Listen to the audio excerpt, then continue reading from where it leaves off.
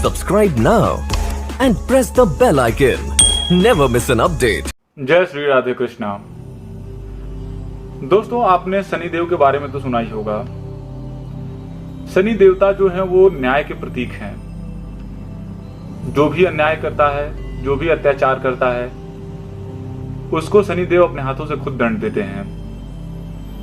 हर बार आपने यही सुना होगा कि शनिदेव ने दंड दिया है, शनिदेव की 7.5 इन पे चढ़ गई है, शनिदेव की 7.5 उन पे चढ़ गई है, शनिदेव उनसे रुष्ट हो गए हैं। लेकिन कभी आपने ये सुना है कि शनिदेव को भी किसी ने दंड दिया है?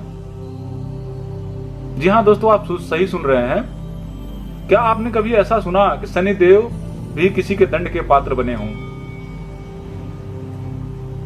तो शनिदेव को भी एक बार दंड मिला था, उसी की कथा मैं आज आपके लिए लेके आया हूं। तो नमस्कार दोस्तों, मैं हूं आपका दोस्त संजीव शर्मा और आपका बहुत बहुत स्वागत है हमारे इस चैनल द डिवाइन स्टोरीज में। यहां पे मैं आप लोगों के लिए मैथोलॉजी, एपिक, वेद, शास्त्र, पुराण की वीडियोज लेके आता हूं। इसी भाग में मैं आपके लिए आज एक और वीडियो लेके आया हूं। तो आगे बढ़ने से पहले मैं आपसे आग्रह करूंगा कि प्लीज आप हमारे इस चैनल को सब्सक्राइब करें, लाइक करें और शेयर करें। अगर जो आपको वीडियोज अच्छी लगती हैं तो आपको लाइक और शेयर करना बिल्कुल ना भूलें। तो आइए बढ़ते हैं आगे की कथा में। एक बार की बात है, शाम होने को थी। बहुत ही शीतल मंद मंद हवा बह रही थी। हनुमान जी राम सेतु के समीप राम जी का ध्यान में मग्न थे। ध्यान विहीन हनुमान को बाह्य जगत की कोई स्मृति थी ही नहीं। वो बिल्कुल श्री राम प्रभु के ध्यान में खोए हुए थे। उसी समय सूर्यपुत्र शनि समुद्र तट पर टहल रहे थे। उन्हें अपनी शक्ति एवं पराक्रम का अत्यधिक अहंकार था। वे मन ही मन सोच रहे थे, मुझ में अतुलनीय शक्ति है, सृष्टि में मेरा सामना करने वाला कोई नहीं है, टकराने की बात ही क्या, मेरे आने की आहट से ही बड़े बड़े रणधीर एवं पराक्रमशील मनुष्य ही नहीं, देव दैत्य तक कांप उठते हैं। मैं क्या करूं, किसके पास जाऊं जहां दो हाथ कर सकूं? मेरी शक्ति का कोई ढंग से उपयोग ही नहीं हो पा रहा है। इस बात का शनिदेव को अहंकार हो गया था। तो जब शनिदेव यह विचार कर ही रहे थे कि उनकी दृष्टि श्री राम भक्त हनुमान पर पड़ी। उन्होंने हनुमान जी से ही दो हाथ करने की सोची। युद्ध का निश्चय कर शनिदेव उनके पास पहुंचे। अब हनुमान जी तो हनुमान जी हैं।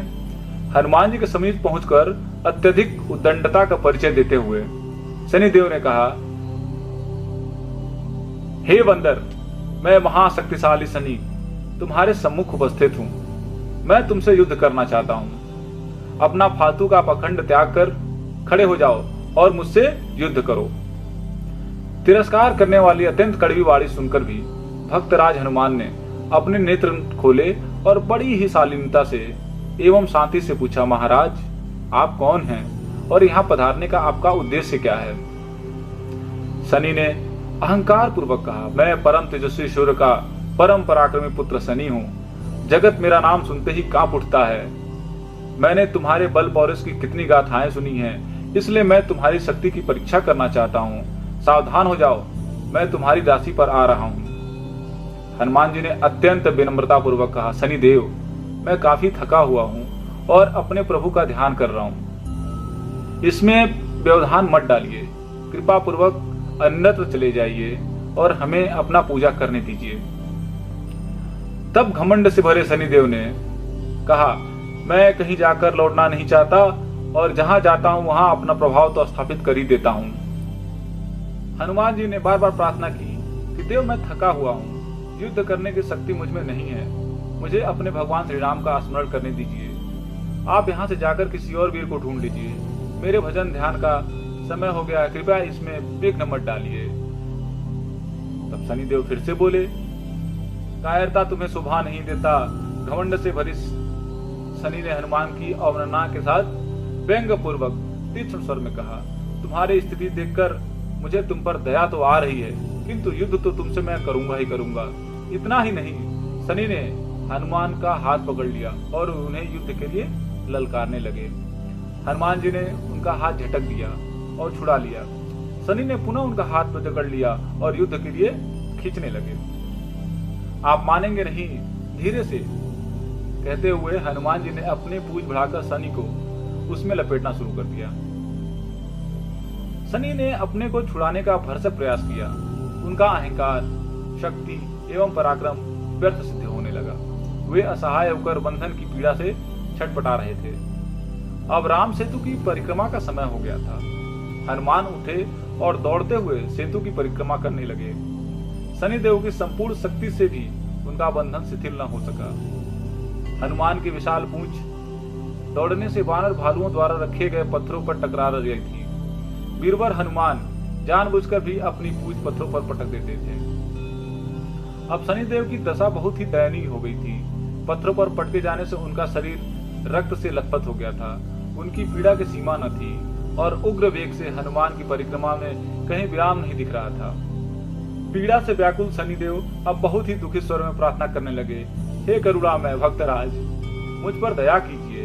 अपनी बेवकूफी का दंड मैं पा गया हूँ। आप मुझे मुक्त कर दीजिए, मेरे प्राण छोड़ दीजिए। दया मूर्ति हनुमान जी खड़े हुए। शनि का अंग अंग लहूलुहान हो चुका था। उनके रग रग में असहनीय पीड़ा हो रही थी। हनुमान जी ने शनि से कहा, यदि तुम मेरे भक्त की राशि पर कभी न जाने का वचन दो तो मैं तुम्हें मुक्त कर सकता हूँ, और यदि तुमने ऐसा किया तो मैं तुम्हें कठोरतम दंड प्रदान करूंगा।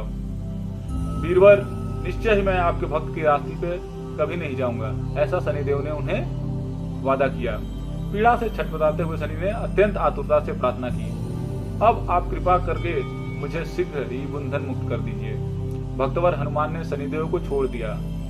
शनि ने अपना चोटिल शरीर को सहलाते हुए हनुमान जी के चरण में सादर प्रणाम किया और चोट की पीड़ा से व्याकुल होकर अपनी देह पर लगाने के लिए तेल मांगने लगे।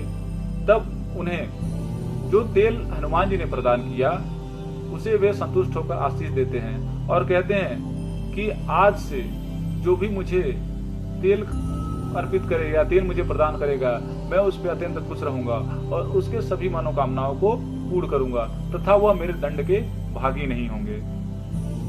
तो दोस्तों, देखा हनुमान जी ने कैसे शनिदेव को दंड दिया। मेरे पास और भी कथाएं हैं जिसमें हनुमान जी ने लोगों के भ्रम को तोड़ा है, लोगों के अहंकार को तोड़ा है, लोगों के घमंड को तोड़ा है। इसमें जैसे अर्जुन है, भीम है और भी बहुत सारे लोग हैं जिनकी कथाएं मैं आपके सम्मुख लेके आता रहूंगा। आशा करता हूं आपको इस कथा से एक रोचकदायी अवधारणा मिली होगी कि कभी भी अहंकार में आके किसी को कुछ कहना नहीं चाहिए। धन्यवाद।